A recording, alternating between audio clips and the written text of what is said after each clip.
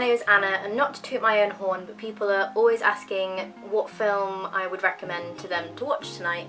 And this is a difficult one because sometimes people say I fancy a rom-com or an action thing, but when I want to choose a film to watch, I'm thinking, what am I feeling? What emotions do I want to be feeling? Am I emotionally prepared for a dramatic murder spree, or do I just want a calm, laid-back little fantasy adventure?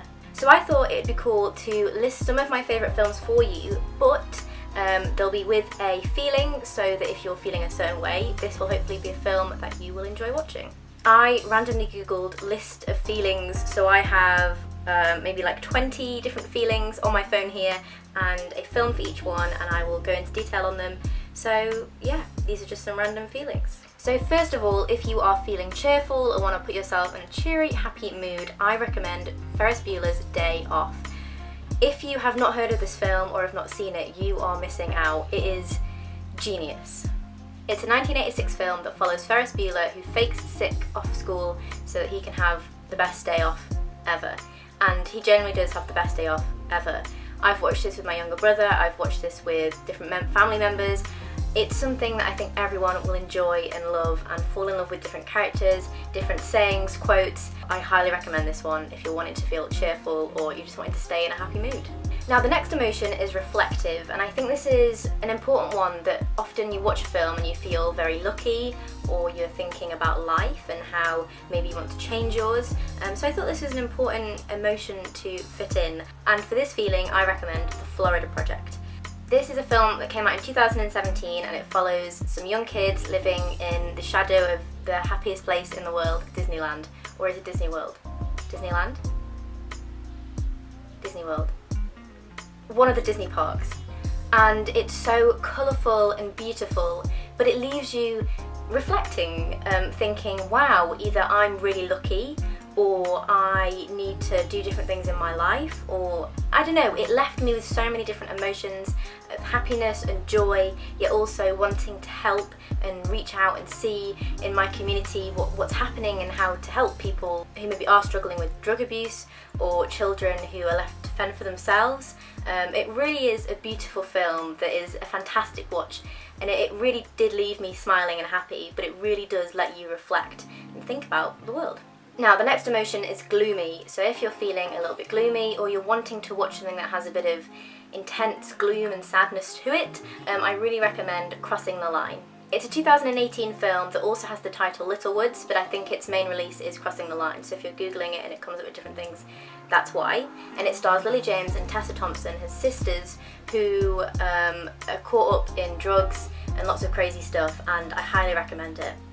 Before this, I would have said that Lily James, I don't know, not that she's a boring actress, but I think that she plays very boring, typical parts, and because of that I just wasn't keen on her.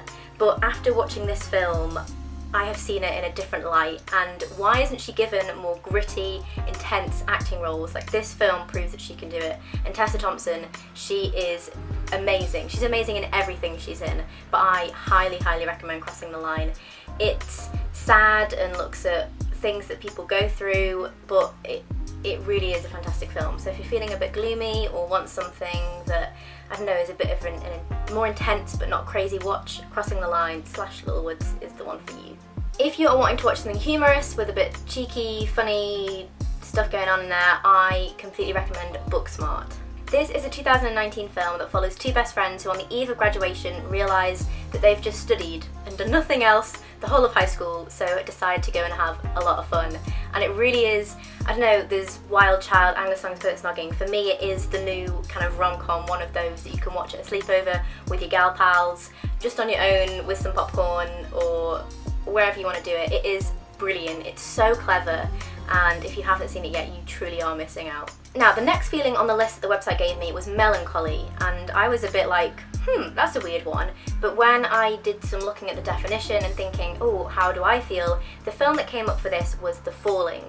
The Falling is a 2014 film directed by Carol Morley, starring Florence Pugh and Maisie Williams, and I kid you not, this is one of my absolute favourite films. It's intense, it's beautiful, it really makes you stop and think about the world we live in. And as a female, and the film centres around female things and hysteria, it really is so interesting to think what I was like in school compared to these girls, and I think that it's just the most intense, beautiful, brilliant watch. I actually saw this because I loved Maisie Williams from Game of Thrones, and through this I discovered Florence Pugh, and this is actually her first film, and sorry, that was a horse. And through this again, I discovered Carol Morley, and she is now, I have to say, I think one of my favourite directors slash writers. She's brilliant, and this film, if you're feeling a bit melancholy-ish, I highly recommend it. The next film is idyllic. No, the next feeling is idyllic. And again, this list, it gave me really random ones, but as I was thinking, I was like, wow, there really are films that set beautifully to these feelings. But when I think of idyllic, I think of pretty scenes, perfect places, things like that, cue the Lord song. And for me, that is the 2020 film Emma. Directed by Autumn de Wilde and starring Anya Taylor-Joy and Johnny Flynn. If you listen to the podcast, you'll know. You'll know. And it truly is beautiful. Before watching this, I'd only ever seen Clueless. I've never seen any of the other remakes or makes of Emma in film or anything like that, and I hadn't even read the book, and I went out yesterday and actually bought the book because this film is so beautiful, and the colours in it, the music, the soundtrack, oh my god, to me this is idyllic, perfect setting. So if you're looking to just feel a bit of inspiration and want some perfectness in your life, I highly recommend Emma. Next up, if you're feeling a bit whimsical and want something pretty and nice and maybe not from this earth, I really recommend Kiki's Delivery Service. It's quite funny, in my notes on my phone, Kiki has autocorrected to Loki. It ain't Loki's Delivery Service. This is a 1989 animated film and it's beautiful. I love Studio Ghibli, whatever you want to say. Those films are genuinely beautiful works of art, and if you're wanting to be lost in a whimsical time, watch any of them. But for me, one of my favourites, because it's just very sweet and perfect and pretty, and not the other ones aren't scary, but you know what I mean, they have kind of ghouls and things in.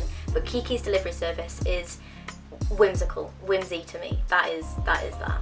Now, if you're wanting a romantic film and you're feeling a bit lovey-dovey, one of my absolute favourite films is Crazy Rich Asians. This is a 2018 film that follows a couple who, when they go and travel to meet his family, she discovers that his family are extremely rich, wealthy and influential, and she's a bit like, OMG. But if you're wanting something romantic that has a bit of a but is like lovey-dovey and sweet and cute and just pretty and amazing and oh my god, amazing, I highly recommend this. Now, if you are feeling mysterious or wanting something with a bit of mystery but aren't wanting the typical Sherlock Holmes, although I do highly recommend the Robert Downey Jr. ones, I have to give you the film Personal Shopper. This is a 2016 film starring Kristen Stewart, whose brother has sadly passed away, and she kind of has a connection to the spiritual world, so wants to see if she can kind of meet up with him. Or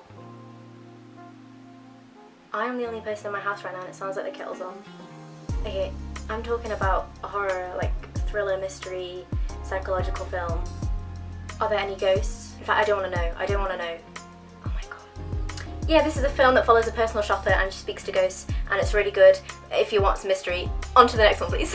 Now, I am not a horror fan at all. I hate being scared, I can't sleep at night, I hate it. But if you're wanting something ominous, another feeling from the list from Google, I recommend Us. It's a 2019 horror slash thriller film, and I went to go and see it with a friend, and it scared the living daylights out of me, but it also amazed me and was another level. I want to watch it again, kind of knowing what's going to happen, but at the same time I don't want to watch it because that is how ominous it is. So if you're wanting something ominous, this is the ominous film for you. The next feeling is calm, or if you're just wanting to chill out and watch something kind of light-hearted, not bothered about, it's just there, but you can still appreciate the art, I highly recommend Fantastic Mr. Fox. It's a 2009 stop-motion animation film based on the book by Roald Dahl, and it truly is brilliant. I've watched it with my family recently and we all loved it, but again, it's the kind of thing that you could sit down and watch and it could be on in the background, or you could appreciate it, or it's just something that makes you feel so nice and calm and lovely. Now, if you're looking for something light-hearted, comedy, whatever, if you're feeling a bit chill but want something fun, my choice for you is Scott Pilgrim vs. the World. This is a 2010 masterpiece that's like a comic book, a film. It's amazing. The animation / acting, the story, it's brilliant. It's the kind of thing that's not for everyone. Like, I love it, but my older brother, he just didn't get it. But if you're looking for something light-hearted that you can just have on and have a bit of fun with, I highly recommend this. Now, if you're feeling hopeful or want something that will give you some hope and help you see the world in a better light, after saying that, I realise what I'm about to say. It makes the world seem really awful and horrible, but it does give us this justice and knowing that what is right will happen, even if it takes time and takes people awfully risking their lives for that, and that is the film Just Mercy. It came out in 2019 and follows someone who is a real person setting up a law business to try and defend people on death row. It is a tough watch, but if you're wanting to watch something that does fill you with hope and knowing that people are there to do the right things, it really left me upset throughout it, but it left me knowing that people are there to help and aid and show us the right way. It has an amazing cast and definitely deserved so many Oscar, what's it called? Recommendations? Oscar? Nominations. But it didn't, which sucks. But I highly recommend this if you're wanting to have a bit of hope, a bit of a meaty film, but it does give you hope and a vision for our future. If you are feeling angry and want something that you can get angry at and bite into, the film to watch for you is 3 Billboards Outside of Ebbing, Missouri. This is a really heavy, strong 2017 film that deserved all the awards it got. It's got an amazing cast and looks at a really difficult story that is amazing, and I think something everyone should see to be able to understand what people go through and how a lot of times cases and things aren't taken as seriously as we would like them to, / what they actually need to do. It's a film that I actually got the DVD of because I asked for it after seeing it at the cinema, and it made me angry, yet I laughed at it. And it again, like Just Mercy, it leaves you on kind of a hopeful note that there are people in the world who do want to do good and amazing things and help those who maybe can't get the help that they would like. But obviously it does set this angry tone throughout it, so if you're feeling a bit angry, I got you. Again, horror films. If you want something fearful or to fear, or you want to feel fearful, Midsommar. That's it, that's the word, Midsommar. This is an intense 2019 film, and we actually spoke about it on the podcast, and if I've ever done reviews or spoken about these films in more detail, I'll leave them all linked below so you can check out what else I've said about them if you want to watch them but aren't sure still. I really recommend this one. As someone who doesn't mind gore and things in films, I really appreciate that aspect of it, but as someone who hates horror films, it was really interesting to watch this, and as the characters experience what they're experiencing, we're being introduced to it with them, and it's a really cool one if you want to feel scared and fearful. If you are feeling tense, one for you is Inside Man. This is a 2006 film directed by Spike Lee, and it's one of my favourite films ever.